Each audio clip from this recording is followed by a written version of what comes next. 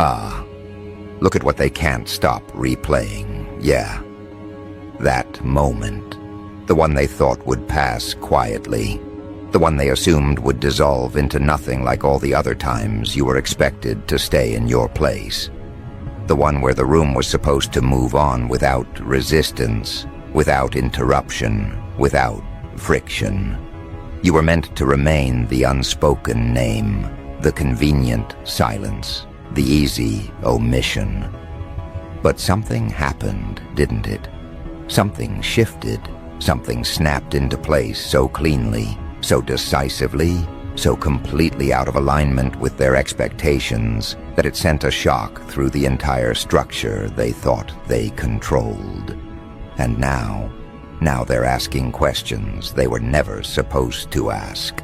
Not about you directly, about the room, about loyalty, about authority, about who just crossed a line they didn't even realize was being guarded.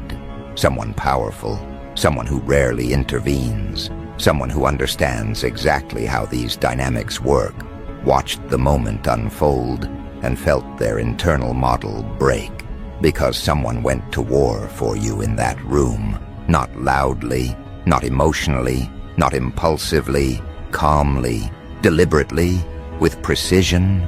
And the words that followed weren't admiration, they weren't praise, they were confusion sharpened by fear. Why would anyone do that? Why would someone risk position, standing, leverage for you? Because what just happened didn't fit the rules they rely on. It didn't fit the hierarchy they enforce. It didn't fit the quiet agreement that certain people are safe to overlook, safe to diminish, safe to sacrifice, without consequence. You see, they had you mapped out, didn't they? Your role, your ceiling, your relevance. They knew where you belonged in the room, which was nowhere that mattered. They thought your silence meant acceptance. They thought your restraint meant weakness. They thought your distance meant disengagement. They thought they understood the limits of how much weight your name could carry when spoken aloud. And for a long time, maybe you let them think that. Maybe you stayed quiet. Maybe you didn't correct the narrative. Maybe you allowed them to believe you were alone, unsupported, unprotected, that you didn't have anyone willing to step into the fire on your behalf. And then it happened. That one moment, that interruption they didn't plan for, that defense they didn't see coming because they were too busy watching the version of you they thought they had already neutralized. The shift was immediate. You could feel it. The air changed. The confidence in the room wavered. The unspoken hierarchy glitched. Because when someone speaks up for a person who isn't even fighting for themselves, it exposes something dangerous. It reveals that the power balance they rely on is conditional, fragile, dependent on compliance. And the moment someone refuses to comply, the entire structure starts to wobble. Someone somewhere, someone with authority, someone who understands how influence actually moves, thought the same thing at the same time. This wasn't supposed to happen. Not for you. Not like this. Let's be very clear about something. That moment wasn't about fairness. It wasn't about kindness. It wasn't about morality. It was about alignment. Someone recognized something in you that didn't need defending loudly, only acknowledged correctly. And that recognition shattered the framework the room was operating under.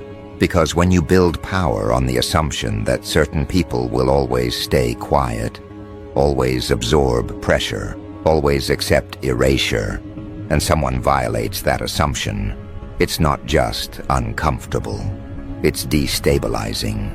You became the variable they couldn't control without realizing it existed.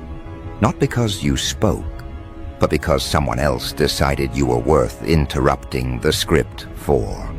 They thought your story was already written, that your chapter had ended somewhere earlier, quietly, without ceremony. They convinced themselves your absence from the conversation meant irrelevance. They told themselves that if you mattered, someone would have said something sooner. They used that silence to justify everything that followed. And then in one precise moment, that justification collapsed. Because silence wasn't the truth. It was just unchallenged until it wasn't. Now here's where the discomfort deepens. The person who spoke up didn't do it out of loyalty, the way they understand loyalty. It wasn't tribal. It wasn't emotional. It wasn't personal history. It was recognition of trajectory, of pattern, of something that doesn't announce itself early but becomes obvious to those who know how to read rooms properly. That's what really unsettles them. Because if that person saw it, others might have too. And if others saw it, then the assumption that you were safe to dismiss was wrong long before that moment. They're retracing conversations now, replaying side glances, reinterpreting pauses, trying to locate the exact point where the balance tipped without them noticing. Because power hates being surprised, especially when the surprise comes not from rebellion, but from realignment. You didn't storm the room. You didn't force a confrontation. You let gravity do the work. You let the truth surface on its own timeline. And when it did, someone else took responsibility for acknowledging it. That's the part they can't neutralize. If you had defended yourself, they could frame it as ego. If you had argued, they could call it insecurity. If you had demanded respect, they could paint you as difficult. But you didn't. Someone else did the speaking. Someone whose voice carries weight they can't easily dismiss. Someone who doesn't gain anything obvious by standing up for you. And that absence of motive terrifies people who survive by tracking incentives. So now they're scrambling to reassert order. Quietly, subtly. They're adjusting language, softening edges, reframing the narrative to make it seem like nothing really changed. But it did. They know it did. Because the room remembers. Rooms always remember moments like that. Moments when the script breaks and no one knows who's supposed to speak next. Moments when the hierarchy hesitates. Moments when the wrong person suddenly looks protected. You should understand something about these environments. They are not ruled by rules. They are ruled by permission. Who is allowed to speak? Who is allowed to challenge? Who is allowed to matter? And permission is rarely written down. It's enforced through silence, through repetition, through people learning exactly how far they can go before being corrected. When someone goes to war for you without asking, without signaling, without hesitation, it sends a message that permission has shifted. And shifts like that don't reverse easily. They're watching you differently now.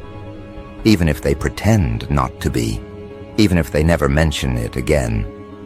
Because now there's a question hovering over every interaction. Who else would step in? Who else is watching?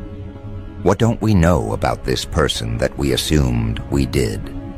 And those questions create distance, caution, hesitation, the kind that weakens systems built on confidence and momentum. Here's the irony they're choking on. You didn't plan this moment in the way they understand planning. You didn't orchestrate it socially. You didn't lobby for support. You didn't manipulate alliances. You simply became someone worth defending without needing to ask. And that's a level of leverage that can't be fabricated. It can only be earned through consistency, restraint, and a refusal to perform desperation. They keep circling back to the same thought, even if they don't articulate it clearly. If this person was worth that kind of intervention, what else have we misread? What else have we underestimated? What other assumptions are we operating on that might collapse the same way? Because power doesn't fear opposition as much as it fears blind spots. and you just exposed one. What makes this even more unsettling is that you're not capitalizing on the moment publicly. You're not posturing. You're not changing your behavior to signal victory. You're not reminding anyone what happened. You're moving exactly the same way you were before, calm, unbothered, focused. And that consistency tells them something they don't want to admit. This wasn't a fluke. This wasn't luck. This wasn't a one-off. This was alignment finally becoming visible. They're realizing now that your restraint wasn't submission. It was selectivity. That your silence wasn't absence. It was observation. That your patience wasn't weakness. It was timing. You didn't need to speak in that room because the moment required someone else's voice. And that tells them you're operating on a level where outcomes don't depend on constant assertion. They depend on positioning. Now here's where the unease turns into something sharper. They can't confront you about it without exposing themselves. They can't ask why someone defended you without revealing that they believed you didn't deserve it.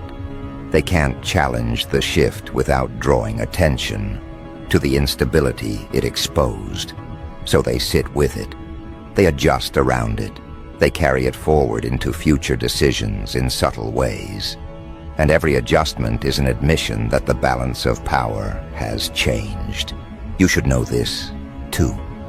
When someone goes to war for you in a room like that, it's never just about the past. It's about the future. It's about trajectories colliding. It's about recognizing who will matter later and choosing sides before it becomes obvious to everyone else. Someone made that choice. Quietly, publicly enough to be felt. And now the clock is ticking on a reality they can't stop from unfolding. Because moments like that don't fade. They echo. They influence how names are spoken, how opportunities are framed, how risks are calculated. You didn't walk out of that room elevated in title. You walked out recalibrated in perception. And perception is where real power lives. They wanted you small, contained, predictable. They wanted you grateful for scraps of acknowledgement. They wanted you dependent on their approval. And now they're forced to contend with the fact that you don't need any of that. That your position doesn't hinge on their consensus, that your relevance doesn't require their permission. Someone else already made that clear for them. And the most destabilizing part, this wasn't the climax. It was an early signal, a preview, a quiet confirmation that the structure they're relying on is already under strain. Because when one person is willing to step forward, others start reconsidering their silence. When one rule is broken without consequence, the rest start looking optional. And when one person is recognized as worth protecting, the story around them begins to change whether anyone wants it to or not. They're not saying it out loud yet, but they're thinking it. That moment wasn't the end of something. It was the beginning of a shift they're not ready to navigate. Because now they have to move, knowing the room isn't what it used to be. Knowing you're not who they thought you were. Knowing that someone is willing to draw a line they didn't expect to be drawn. And as they sit with that realization, adjusting, recalibrating, pretending everything is normal, one thing becomes increasingly clear. The next move isn't going to come from the same place the last one did. And this time, they won't be able to pretend they didn't see it coming. Here's the part that's quietly hilarious if you know how these rooms actually work. Everyone is acting calm. Everyone is nodding. Everyone is speaking in neutral tones like nothing has shifted. But internally, they're spiraling because the rules they depended on just proved optional. And once a rule becomes optional, it's already dead. They don't know how to function in environments where silence isn't guaranteed, where compliance isn't automatic, where someone might intervene at any moment without warning. They built their confidence on predictability, and predictability just walked out the door with that one sentence spoken on your behalf. Now they're trying to locate the source of the disruption, not you. You're the outcome. They're trying to figure out who went to war for you and why. Because power doesn't fear opposition nearly as much as it fears alliances it didn't authorize. The question bouncing around the room isn't, was that appropriate? It's who else would do that? And that question spreads fast. It infects decisions. It slows momentum. It turns every interaction into a risk assessment. Suddenly people are choosing words more carefully, watching reactions, testing boundaries with half steps instead of full strides. They're also running a secondary calculation they'll never admit to. If someone was willing to step in like that, what does it say about you that they missed? What does it say about their judgment, their perception, their supposed ability to read the room? Because here's the uncomfortable truth they're brushing up against. People don't go to war for liabilities. They don't stake credibility on someone they think is weak, unstable, or expendable. That defense wasn't charity. It was a signal. And signals like that ripple far beyond the moment itself. This is where the humor turns dark if you're paying attention. The same people who once dismissed you are now scrambling to position themselves closer to neutrality.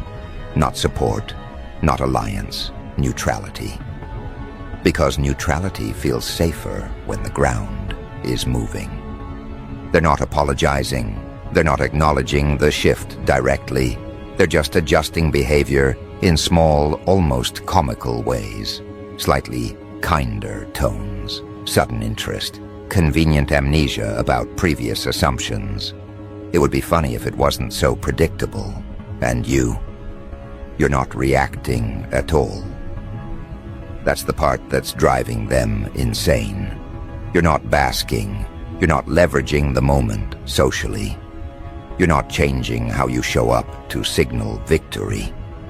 You're not reminding anyone what happened. You're letting the silence do the work again. But this time, it's a different kind of silence.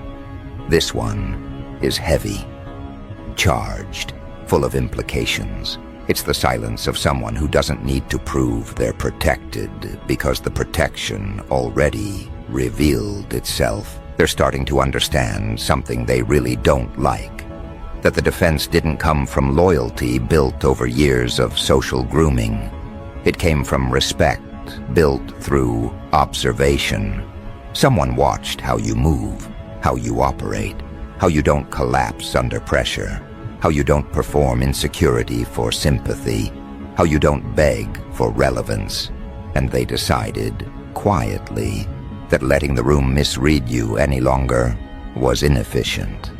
That's the kind of reasoning that terrifies people who rely on dominance through optics rather than substance. So now the room is haunted by a ghost question.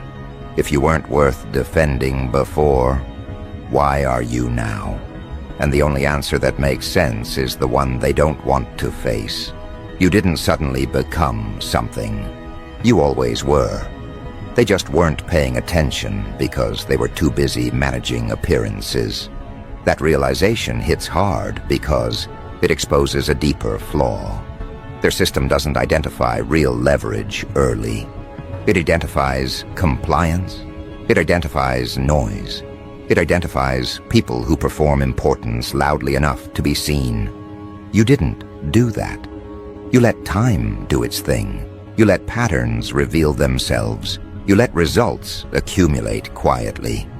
And when the moment came, someone else recognized the value before the room could erase it again.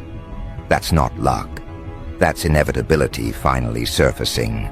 And inevitability is impossible to argue with once it becomes visible. Now they're dealing with the fallout. Subtle, but real. Decisions are being second-guessed. Conversations are being revisited. People are wondering who's watching them the way that person watched you. Because if you slipped past their radar, who else might be doing the same? The room has lost its sense of omniscience, and that loss creates paranoia, disguised as professionalism. There's also something else happening beneath the surface, something even more destabilizing. The defense wasn't emotional, it wasn't dramatic, it was clean, almost boring. And boring disruptions are the worst kind. They don't give you something obvious to fight. You can't accuse it of bias or overreaction. You can't dismiss it as theatrics. It just sits there, undeniable, like a data point that refuses to go away. And every time someone tries to move forward as if nothing happened, it's there in the background, quietly contradicting the old narrative. They're realizing now that the power dynamic didn't glitch because of you. It glitched because of what your presence forced someone else to acknowledge. And once that acknowledgement exists, the room can't return to pretending you're invisible. They can try. They will try. But it won't work the same way, because now invisibility would require active effort, and effort reveals intent. Here's where the chaotic part creeps in. They're starting to overcorrect. People who never noticed you before are suddenly hyper-aware. People who never spoke to you are suddenly polite. People who once dismissed your ideas are suddenly curious. It's awkward, transparent, almost embarrassing, like watching a system try to patch itself in real time while pretending nothing broke. And the more they try to smooth it over, the more obvious the fracture becomes. You can feel the room stretching now, can't you? Trying to accommodate a reality it wasn't designed for. Trying to hold you in a category that no longer fits. You're not the problem they managed. You're not the variable they minimized.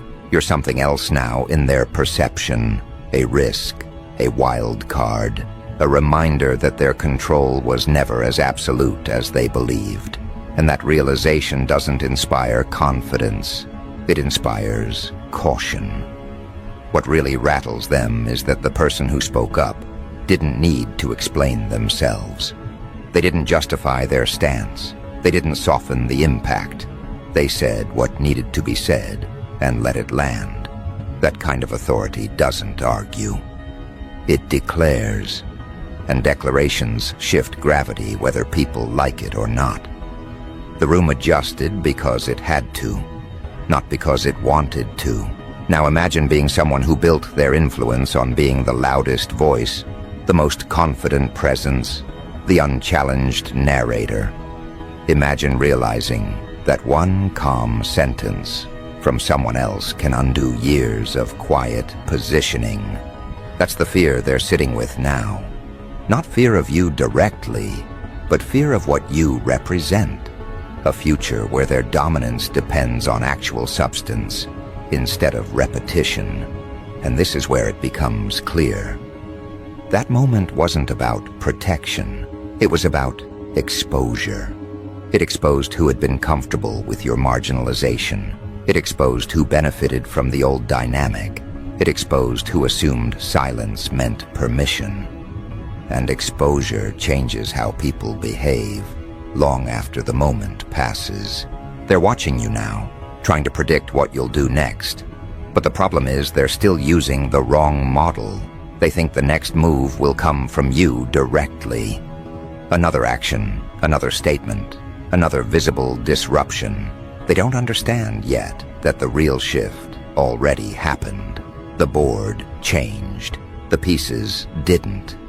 And that misunderstanding is about to cost them. Because while they're focused on you, while they're tracking your expressions, your tone, your timing, they're missing the more dangerous variable entirely. The room itself has changed. The social gravity has shifted.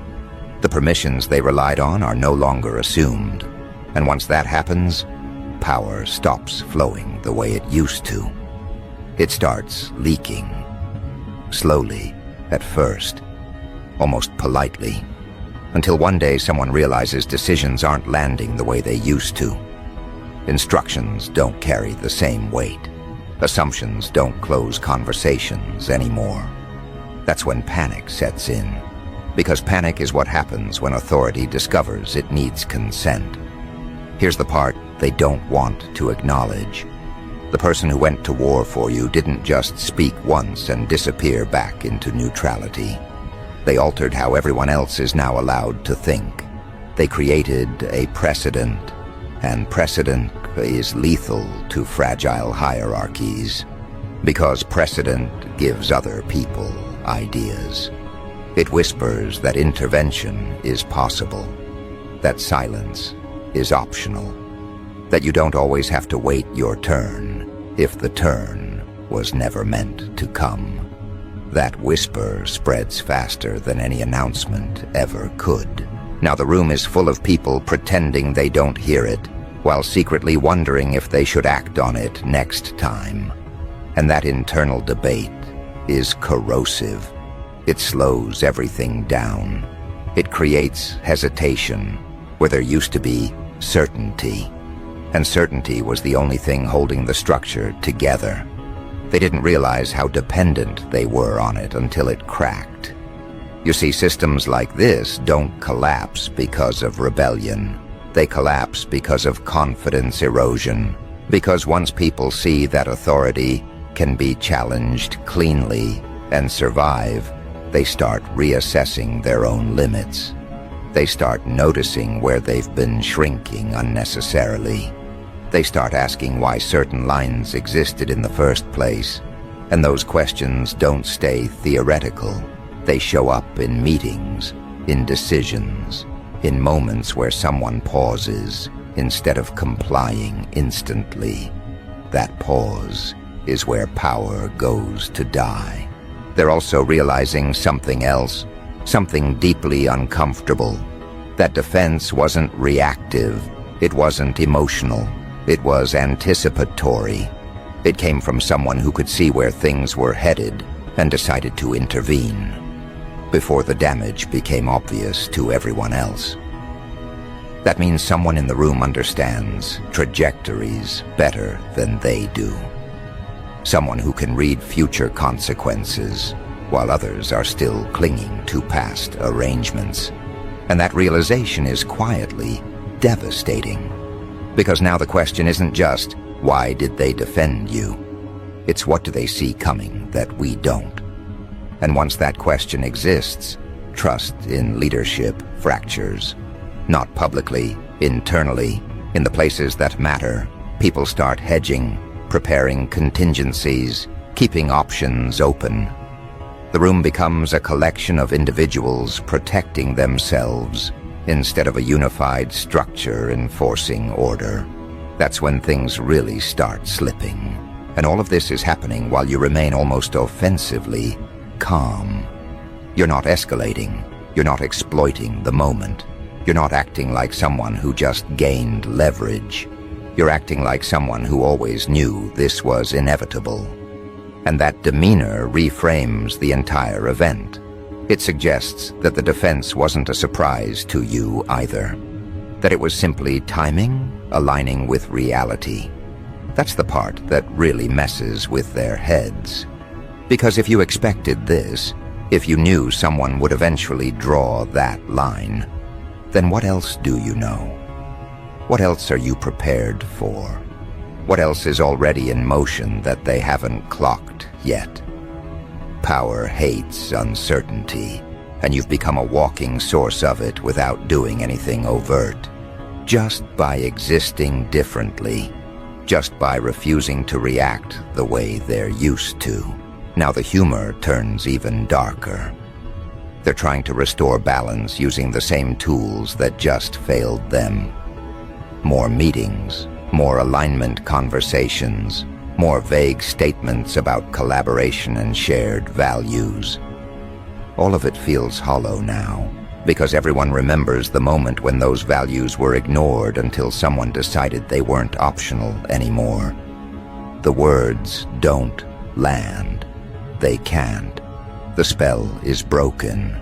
They're also quietly monitoring the person who spoke up for you, watching their interactions, analyzing their tone, trying to determine whether that moment was a one-time anomaly or the start of a pattern.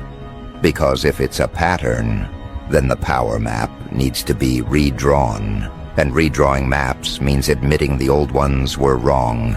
People built careers on those maps, egos, identities, entire self-concepts. That's not something they're eager to confront. So instead they stall, they observe, they delay decisions, they hope momentum will return on its own. But momentum doesn't return after a moment like that. It either transforms or it collapses. There's no rewind, no going back to a version of the room where silence was guaranteed. Everyone knows too much now. And knowledge changes behavior whether people want it to or not. Here's what's really happening beneath all the surface tension. The room is being forced to evolve, and evolution is never comfortable for those at the top.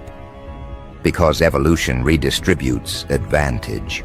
It rewards awareness over position, substance over performance, quiet capability over loud assertion.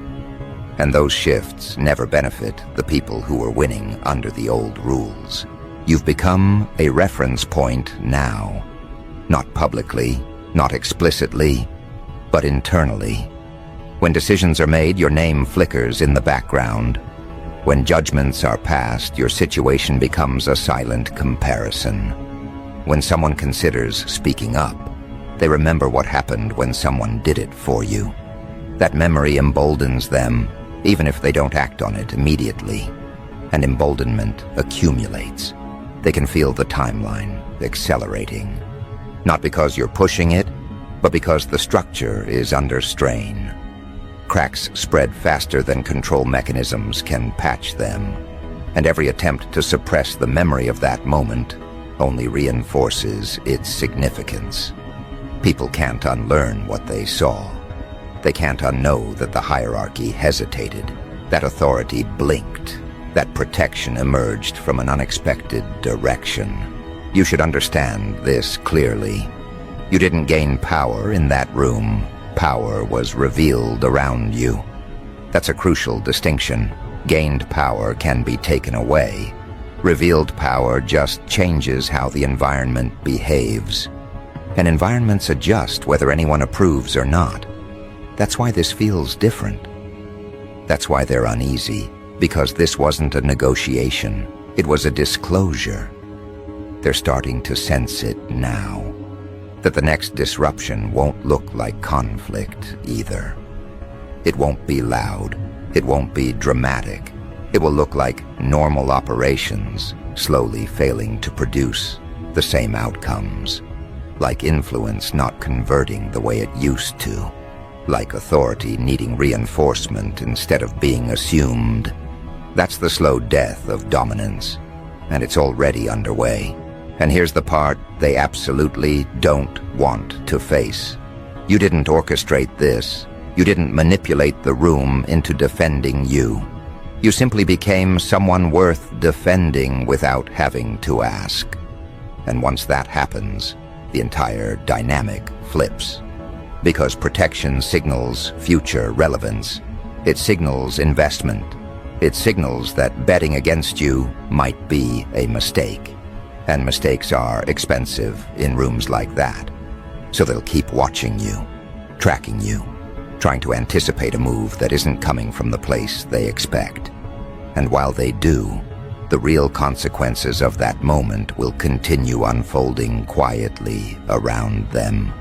In delayed decisions, in cautious alliances, in unspoken shifts of loyalty, in people choosing different battles because they don't know where the lines are anymore. They thought someone speaking up for you was an isolated incident, a glitch they could ignore. They don't see yet that it was a signal flare, a warning, a marker of a transition already in progress. And by the time they fully understand what that moment set in motion, the room will be operating under rules they didn't write. And that's where this is heading. Not toward confrontation, not toward spectacle, toward a reality where their old methods simply stop working. Where authority has to justify itself, where silence has to be earned, where people remember that one calm sentence spoken on your behalf, and realize the balance of power never really belonged where they thought it did. Because once that realization sets in, the room can't go back to pretending. Pretending requires innocence, and innocence is gone now. Everyone knows too much. Everyone felt the glitch. Everyone remembers the exact second the air shifted and the hierarchy hesitated. And no matter how smoothly they tried to resume business as usual, there's an awareness underneath it all that never shuts off again. The awareness that someone crossed a line for you and nothing collapsed. No lightning strike, no punishment, no immediate consequence, just a quiet redistribution of gravity. That's when the real comedy starts, the dark kind. The kind that plays out slowly, over weeks, over decisions, over subtle misfires in authority. People who used to command rooms find themselves explaining more than they're comfortable with. Instructions start sounding like requests. Requests start sounding like negotiations. Negotiations stall. And nobody can quite explain why everything feels heavier than it used to. They blame timing. They blame complexity. They blame outside factors, anything except the truth. That the room changed allegiance in a way that can't be undone. You see, when someone goes to war for you in a room like that, it doesn't crown you king. It removes your status as collateral damage, and that alone rewires everything. Because once you're no longer expendable, people have to account for you. Not just socially, strategically. They have to factor in the possibility that decisions involving you might trigger resistance they didn't budget for. And that hesitation ripples outward, infecting plans that once felt airtight. They're learning now that power doesn't vanish all at once. It erodes. It becomes inefficient. It requires more effort to achieve the same results, more justification, more alignment meetings, more reassurance. And every extra step is a tax on dominance. They're paying that tax now without fully understanding why.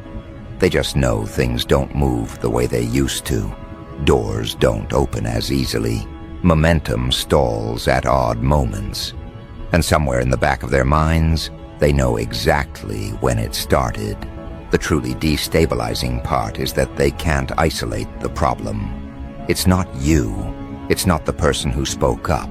It's the precedent, the memory, the proof that intervention is possible, that silence isn't guaranteed, that protection can emerge without warning.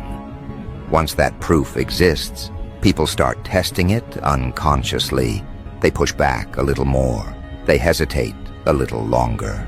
They speak a little more plainly. Not because they're brave, but because they've seen the cost of speaking drop. That's how systems fail. Not through rebellion, through normalization of dissent. And that's already underway. They're watching it happen in real time and pretending they're still in control of the pace. They're not. The pace changed the moment someone went to war for you, and nothing bad happened as a result. And you? You're not accelerating it. You're not orchestrating chaos. You're letting entropy do its job. You're moving forward, focused on your own trajectory, while the environment around you adjusts, whether it wants to or not. That restraint reads as confidence, as inevitability, as someone who doesn't need to exploit moments, because moments keep arriving on their own.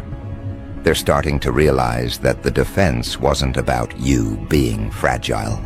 It was about you being underestimated. And underestimation is expensive when it comes due, because it means resources were misallocated, Attention was misplaced, risk was misjudged. And now, the correction phase begins. They try to reevaluate you, but it's too late to do it quietly.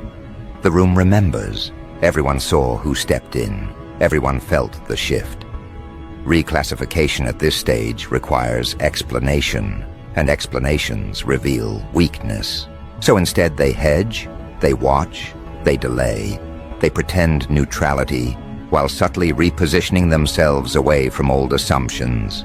It's clumsy, transparent, almost funny in its desperation, because they're trying to regain control, using the same invisible tools that just failed them. Narrative management, strategic silence, selective acknowledgement. But those tools only work when people believe in them, and belief cracked the moment someone broke ranks for you. Now comes the phase they hate the most, the waiting. Not your waiting, theirs.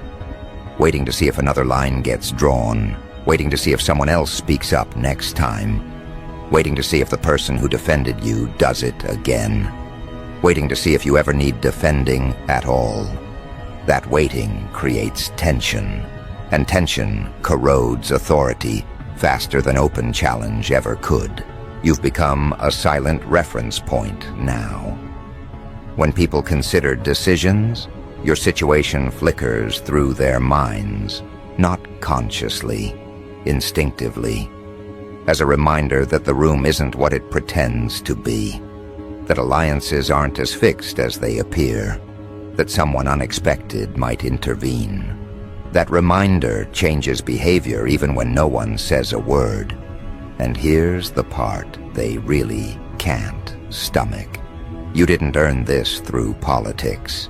You earned it through consistency, through not folding, through not performing desperation, through not collapsing when you were meant to, through becoming someone whose trajectory was obvious to the right eyes long before the room caught up. That's the kind of leverage that doesn't announce itself early. It reveals itself suddenly and all at once, usually when it's too late to prevent. They're beginning to understand that the person who spoke up didn't just defend you from something. They defended the future from being distorted by a bad call. They intervened because allowing the old narrative to continue would have been inefficient, short-sighted, maybe even dangerous. That's not sentiment. That's foresight. And foresight always outranks position in the long run. So now the room exists in an awkward in-between state. Too aware to function the old way. Too cowardly to fully adapt. And that limbo is where mistakes multiply. Where authority overreaches, where decisions get made to reassert control instead of optimize outcomes. And those decisions carry consequences. Quiet ones at first. Missed chances, lost trust, gradual erosion of credibility. You're not celebrating any of this. You don't need to. You're watching it with the detached clarity of someone who understands systems. You know what happens when a structure loses its monopoly on silence. You know what happens when people realize they don't have to absorb pressure indefinitely. You know what happens when power is exposed as conditional instead of absolute. It doesn't explode, it decays. And the funniest part, if you're being honest, is how seriously they still take themselves while it's happening. The grand speeches, the strategic memos, the forced confidence, all of it layered over a quiet understanding that the room is no longer theirs alone. That influence is now contested terrain. That the rules they enforced for years were never laws, just habits. They wanted you manageable. They wanted you isolated. They wanted you quiet enough to ignore and useful enough to exploit. And now they're stuck with a reality where you're neither. You're not demanding power. You're not chasing validation. You're not even engaging the dynamic directly. You're simply moving forward, and the environment is rearranging itself around that motion, whether they approve or not. That's the consequence of someone going to war for you in that room. Not applause, not protection forever, but a permanent disruption of the assumption that you're alone. And once that assumption dies, everything built on top of it starts to wobble. They'll try to rewrite the story eventually. They always do.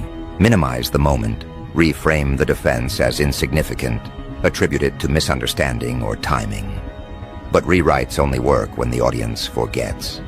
And this room won't. Because everyone felt it. Everyone remembers where they were sitting. Everyone remembers who spoke. Everyone remembers the pause that followed. And memory like that doesn't fade. It shapes decisions long after the words are gone. So no, this isn't heading toward confrontation. It's heading toward irrelevance for the methods they relied on. It's heading toward a future where authority has to perform competence instead of entitlement, where silence is no longer free, where protection appears unpredictably, where power dynamics glitch not because someone is loud, but because someone is aligned. They asked themselves the wrong question after that moment. They asked why someone defended you. The real question they should have asked is, what kind of system allows that defense to be so destabilizing in the first place? Because the answer exposes everything they don't want to see. You didn't win a battle. You triggered a recalibration. You didn't rise up.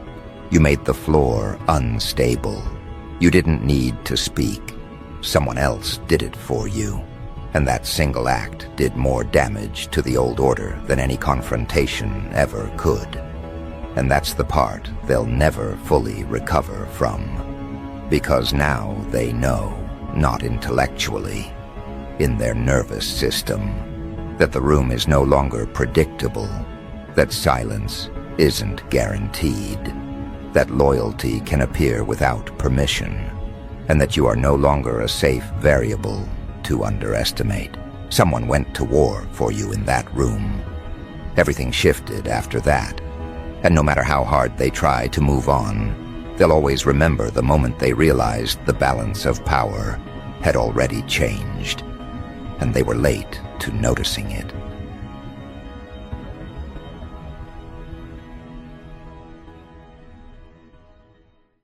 Usually when it's too late to prevent, they're beginning to understand that the person who spoke up didn't just defend you from something.